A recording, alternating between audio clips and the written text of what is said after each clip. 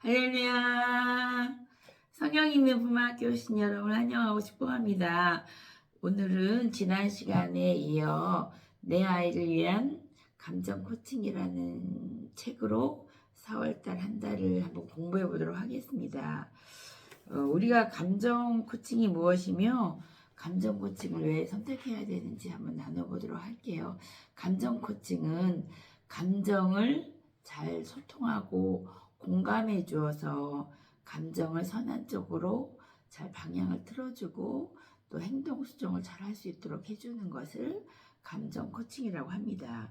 우리 감정 코칭을 선택한 이유에 대해서 잠깐 생각해 보겠습니다. 요즘 뉴스나 방송에서 보면 뭐 짜증난 학생이 선생님을 때렸다든가 또 선생님은 또 학생들을 구타하다가 전치 몇 주 상처를 입혔다든가 내지는 야단 맞은 아들이 홧김에 엄마를 때리고 불을 지르고 이런 말도 안 되는 폭력적인 이야기들이 간간히 우리 귀에 들려옵니다. 이건 왜 그럴까요?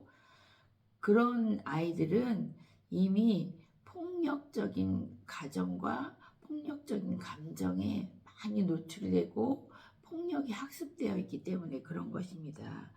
그래서 우리는 자녀들의 인격과 인간성을 성숙시켜야 되는데 성숙이라는 것은 무엇일까요?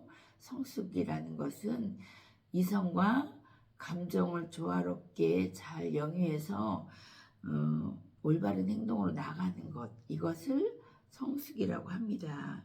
그런데 우리나라는 세계 197개국 중에 체벌을 허용하는 87개국 중에 하나라고 합니다. 그리고 OECD 국가 중에 7개 나라가 체벌 허락하는데 우리나라가 그 한 나라로 들어가 있습니다. 더구나 또 우리는 어떤 문화적인 배경을 가지고 있냐면 유교적인 배경이 있기 때문에 자녀들을 어미 때리는 것이 당연하다 이렇게 많이 배워왔죠. 그리고 일제시대를 겪으면서 군대 문화, 군국주의 문화가 우리나라 들어왔기 때문에 체벌이 더 강화된 것을 볼 수 있습니다. 근데 체벌에 대한 그 학자들의 대충의 견해는 이렇게 나와 있습니다. 체벌은 교사와 학생들 사이에 신뢰를 허물고 체벌을 받은 학생들은 분노심을 키우고 불안감을 느끼거나 폭력적으로 변한다. 두 번째, 훗날 불안장애, 알코올 중독, 의존성 등 심적 문제를 유발하는 경향이 두드러진다. 세 번째는 벌은 대체로 단기 효과만 있을 뿐 장기적으로 지속 가능하지 않으며 부작용이 발생하기 때문에 역효과가 있다. 때릴 때는 그때는 잠깐 기가 죽어서 조용한 것 같아도 사실은 장기적으로 보면 부작용이 발생하고 역효과가 많이 일어난다는 것이죠. 이와 동시에 다른 분류의 연구가 있는데요. 두뇌에 대한 그 첨단 연구가 많이 이루어졌어요. 그러면서 인간을 철학적, 도덕적 차원뿐만 아니라 뇌과학적, 인간 발달학적으로 인간을 많이 이해할 수 있게 되었습니다.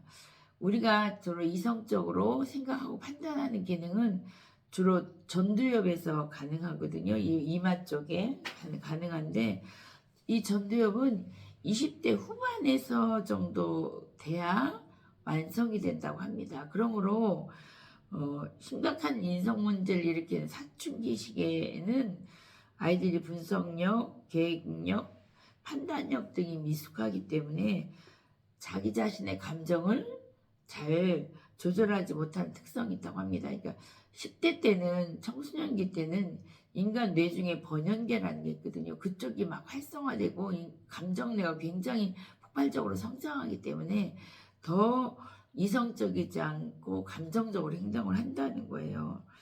그래서 먼저 자녀들과 감정적인 차원에서 공감하고 소통해 주는 것이 굉장히 중요하다고 합니다. 그렇게 한 다음에 이성적으로 행동을 교정하고 또 부모님들의 생각과 마음을 전달하는 것, 이것이 감정 코칭입니다.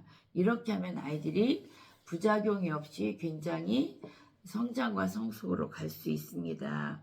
그리고 또 우리나라는 예전에는 어린아이 주변에 굉장히 많은 어른들이 있어서 감정을 잘 성숙시키는데 좋은 분위기였습니다. 할머니도 계시고 할아버지도 계시고 이모, 고모, 삼촌, 뭐 언니, 오빠 이렇게 사람들이 많기 때문에 인성교육이 상당히 잘 이루어졌다고 보여집니다. 그러나 요즘은 대가족이 붕괴되고 핵가족도 붕괴됐어요.